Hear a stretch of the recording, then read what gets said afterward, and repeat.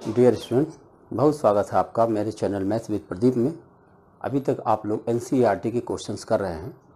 अब देखिए एक नई एक्सरसाइज आपके सामने है 3.5।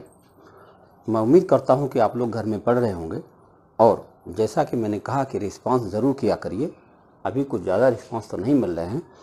रिस्पांस का मतलब ये होता है कि जैसे आप अगर देख रहे हैं तो आपको देखने में क्या अच्छा लगा, नहीं अच्छा लगा, क्या क्वेश्चन में कोई दिक्कत आ रही है, समझने में कोई प्रॉब्लम है तो यह ज़रूर बताएं हमको। मैसेज बना हुआ है, नीचे कमेंट ज़रूर किया करें, ठीक है। आइए देखते हैं। तो पहला क्वेश्चन है एनसीईआरटी क्लास 6 एक्सरसाइज 3.5।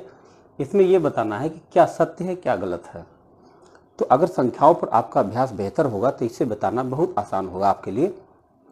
जैसे पहला लिखा हुआ है, यदि कोई संख्या 3 से विभाज्य है तो वह 9 से भी विभाज्य होगी। ये तो गलत बात कैसे हो सकती है, फॉल्स। अगर कोई संख्या 3 से कट जाए, जैसे कि 12 तो 3 से विभाज्य है तो 9 से तो नहीं कट सकती। तो ऐसे ही अपने मन से सोच करके भी आप संख्याएं सोच सकते हैं। अगर कोई संख्या 3 से विभाज्य है तो वह 9 से विभाज्य होगी, ये गलत बात है। ऐसे लिखा है, यदि एक संख्या 9 से विभाज्य है तो वह 3 से विभाज्य होगी, हाँ ये सही है। अगर कोई संख्या 9 से कट रही है तो 9 के अंदर जितने गुणनखंड होंगे जिसमें कि 3 भी है तो उनसे बहुत आराम से वो कट जाएगा, ये सत्य है, ट्रू। एक संख्या 18 से विभाज्य होती है यदि वह 3 और 6 दोनों से विभाजित होगी, गलत बात। अगर कोई संख्या 3 और 6 से कटेगी तो कोई गारंटी नहीं कि वो 18 से भी कट जाए। जैसे कि हम 12 की बात करें, 3 और 6 दोनों से 12 कट रहा है लेकिन 18 से कहाँ कट रहा है, तो ये कहना ठीक नहीं होगा, ठीक है, फॉल्स हो गया। फिर लिखा है कि यदि एक संख्या 9 और 10 दोनों से विभाज्य है तो वह 90 से विभाज्य होगी, एकदम सही है। 9 और 10 को प्राइम नंबर्स है और को प्राइम नंबर्स अगर है तो उनके गुणनखंड यानी जो उनका गुणनफल होता है उससे वह संख्या अवश्य कट जाएगी। आपका ये ट्रू हो गया। देख रहे हैं कितने आसानी से सवाल होते जा रहे हैं। अब अगला सवाल देखिए, यदि दो संख्याएं सहअभाज्य हों तो इनमें से कम एक अवश्य ही अभाज्य होगी। नहीं, ऐसी कोई गारंटी नहीं है। जैसे कि आप जरा 4 और 9 के बारे में सोचिए। 4 और 9 दोनों ही भाज्य संख्याएं हैं लेकिन सहअभाज्य हैं। यह गारंटी नहीं है कि दोनों को में से किसी को अभाज्य होना जरूरी है। आगे देखिए, 4 से विभाज्य सभी संख्याएं 8 से भी विभाज्य होनी चाहिए, एकदम गलत बात है। 4 से करने वाली संख्याएं कैसे 8 से विभाज्य हो जाएगी, नहीं कर सकती। लेकिन जी के बारे में सोचे, इसी को उल्टा करके लिख दिया गया कि अगर कोई संख्या 8 से विभाज्य सभी संख्याएं हैं तो वो 4 से जरूर विभाजित होंगी, एकदम सही है, ये सही है। तो इस तरह से आप देख रहे हैं कितने आसानी से इन सवालों को हम। अब देखिए, यदि कोई संख्या दो संख्याओं को अलग अलग पूरा विभाजित करती है तो वह उनके योग को भी पूरा विभाजित करेगी, एकदम सही बात है। अगर कोई संख्या किन्हीं दो संख्याओं को अलग अलग काट रही है तो उनको अगर जोड़ दिया जाएगा तो भी उन संख्याओं से कट जाएगा। एक उदाहरण के तौर पर आप देख लीजिए, जैसे कोई संख्या हमारे पास 8 है और एक संख्या 12 है, तो हम देख रहे हैं कि 4 जो है 8 को भी काट रहा है और 12 को भी काट रहा है। तो जिस समय 12 और 8 जोड़े जाएंगे 20 बनेंगे, वह भी 4 से विभाजित हो जाएगा। तो ये सही बात लिखी गई है। यदि कोई संख्या दो संख्याओं को अलग अलग पूरा विभाजित करती है तो उनके योग को भी पूरा विभाजित करेगी। अब देखिए, यदि कोई संख्या दो संख्याओं के योग को विभाजित करती है तो उन संख्याओं को अलग अलग भी विभाजित करेगी। ये उल्टा सत्य नहीं है। उल्टा सत्य क्यों नहीं है, जैसे देखिए, अगर जैसे कोई 20 संख्या है 20, तो ये पता चला कि 4 से कट रही है, तो 20 को अगर हम 2 भाग कर दें, जैसे कर दें 15 और 5, तो बताओ क्या 15 और 5 दोनों 4 से विभाजित हो रहे हैं, नहीं हो रहे। मतलब ये इस तरह से उल्टा करने पर सही नहीं जा रहा। यानी आप कहेंगे कि यदि कोई संख्या दो संख्याओं के योग को पूरी तरह विभाजित करती है तो उन संख्याओं को अलग अलग विभाजित करेगी, ये गलत बात है। देखा आपने, तो पहले क्वेश्चन में आपने ट्रू फॉल्स देखा। अब दूसरा क्वेश्चन आपको, यहाँ 60 के लिए दो भिन्न भिन्न गुणनखंड वृक्ष दिए गए हैं, इनमें से अज्ञात संख्याएं लिखिए। ये क्या होता है, ये जैसे 60 है तो 6 गुणा 10 60 होता। आप 6 को फिर 2 टुकड़े काटेंगे, 6 का 2 टुकड़ा क्या हो सकता है, 2 गुणा कितना करें कि 6 बन जाए, तो 2 तिया 6 हो जाएगा। ये 10 है, यहाँ 5 लिखा है, तो 10 को आप 5 के किस गुणनखंड में लिख सकते हैं, 10, 5 दूना 10, यहाँ आपका 2 बन जाएगा। ऐसे देखिए, यहाँ 60 लिखा है, 60 को बताइए 30 गुणा क्या कर दें कि 60 हो जाए, तो 30 दूना 60 कर सकते हैं आप, ठीक है। अब जैसे 30 है, अब 30 को फिर टुकड़ा करिए तो 10 का गुणा किससे करें कि 30 हो जाए, तो 10 तिया 30 हो जाए। अब इस 10 को आप 2 टुकड़े बना सकते हैं, क्या बना सकते हैं, 2 गुणा 5 बना सकते हैं। तो आप यहाँ 2 गुणा 5 लिख सकते हैं या 5 गुणा 2 लिख सकते हैं। तो इस तरह से देख रहे हैं कि कितने बढ़िया से आप तो क्लास 6 के लिए है भी ना, कुछ बड़ी चीज़ें तो नहीं होंगी, लेकिन ये जानना तो ज़रूरी ही होगा, नहीं तो ये छोटे छोटे सवाल भी गलत हो सकते हैं। ठीक है, अब 2 सवाल हो चुके, हम तीसरे पर चर्चा करते हैं। डियर स्टूडेंट, देखिए आपने 2 क्वेश्चन आपने देखा, अब तीसरा क्वेश्चन देखिए। तो यहाँ क्वेश्चन लिखा हुआ है, इसको हम लोग को समझना है। दिया है कि एक भाज्य संख्या के अभाज्य गुणनखंडों में किन गुणनखंडों को शामिल नहीं किया जाता। जैसे किसी संख्या के कोई भी भाज्य संख्या है, उसका जब हम गुणनखंड करते हैं तो किन संख्याओं को नहीं शामिल करते। जैसे मान लीजिए 12 है, तो 12 को अगर हम मान लो गुणनखंड के रूप में लिखते हैं तो हम क्या लिखते हैं, 2 गुणा 2 गुणा 3। ध्यान रखिए हम क्या नहीं लिखते हैं, हम दरअसल 1 नहीं लिखते हैं और 12 नहीं लिखते हैं। याद करिए जिस समय हम गुणनखंड लिख रहे थे तो ऐसे लिखते थे, 1 है, 2 है, 3 है, 4 है और 6 है, 12 है। हम पहले ये बता रहे थे कि 12 को इतनी संख्याओं से काटा जा सकता है, यानी 12 की ये सारे गुणनखंड है। लेकिन ये सारे गुणनखंड है, हमको केवल अभाज्य गुणनखंड करना। अगर मुझको अभाज्य गुणनखंड करना है तो हमको भाज्य संख्याओं को नहीं लेना होगा, इनको नहीं लेना होगा, इनको नहीं लेना होगा, इनको नहीं लेना होगा, और 4 को भी नहीं ले सकते। 4 को हम 2 गुणा 2 लिख सकते हैं। ठीक है ना। तो इस तरह से आप देखिए कि हम इसका जो पहले का जवाब हो जाएगा तीसरे का, तो कह रहा किन गुणनखंडों को शामिल नहीं करते हैं, तो 1 को नहीं शामिल करते हैं और स्वयं को शामिल नहीं करते हैं, यानी 1 और स्वयं को शामिल नहीं करते। यही आपका उत्तर हुआ।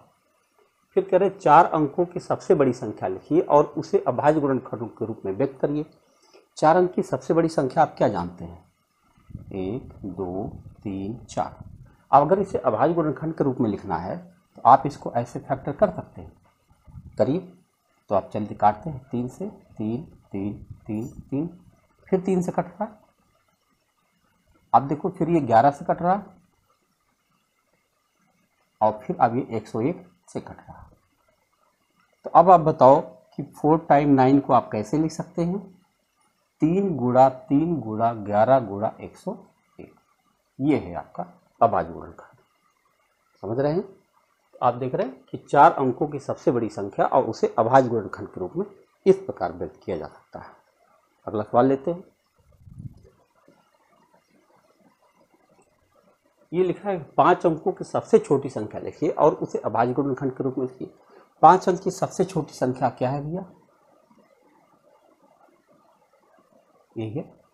अब 5 अंकों की सबसे छोटी संख्या अभाज्य गुणनखंड के रूप में लिखिए। तो जैसे अभी मैंने लिखा था वैसे इसको भी बनाते चले जाएंगे। देखिए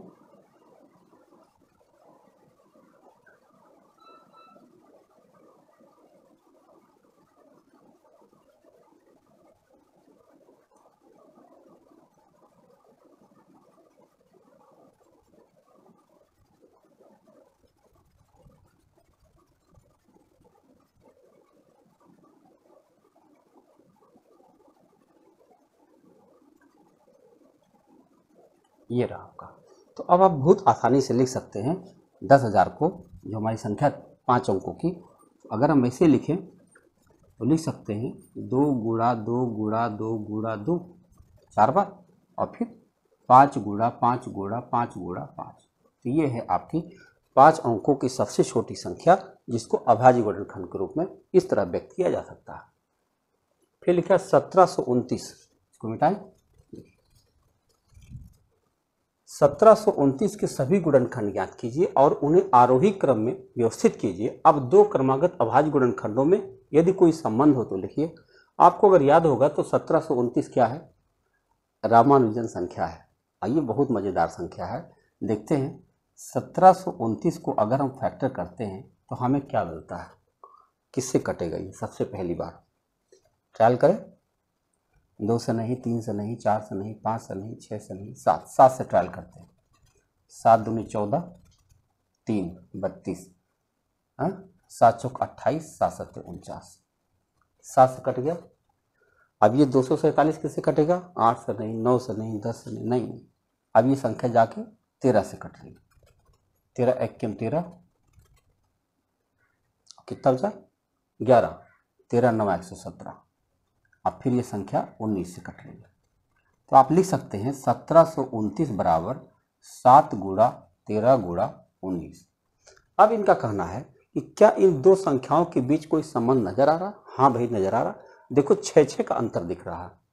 7 6 13, 13 6 19, तो इन दोनों के बीच में 6 6 का अंतर दिख रहा है। ये इसका संबंध है। कारण अगर कोई संबंध हो तो बताइए, तो आपको संबंध बताना होगा कि 6 6 का अंतर में ये संख्याएं दी गई हैं। तो जितनी संख्याएं, जितने सवाल हो गए हैं उनको मैं कुछ डिलीट कर देता हूं, तो जगह मिल जाएगी, यहां तक मैं डिलीट कर सकता हूं।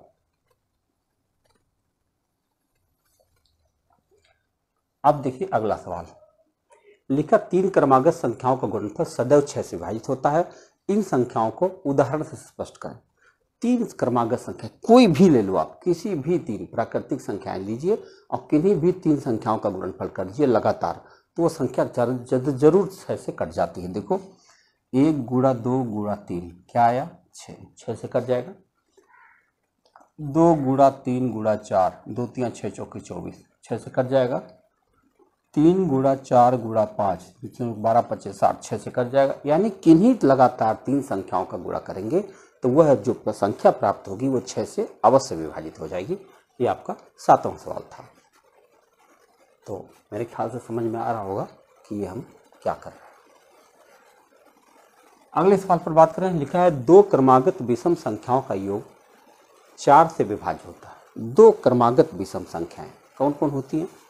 जैसे 2 क्रमागत संख्याएं ले लो, 1 और 3, 4 से कट गई। 3 + 5 देखो 8 आया, 4 से कट गई।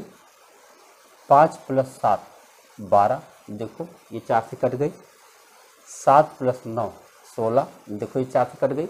यानी बहुत आसानी से आप कह सकते हैं कि अगर 2 क्रमागत विषम संख्याएं हम ले लें और उन्हें जोड़ें तो वह संख्या जो प्राप्त होगी वह 4 से अवश्य विभाजित होगी।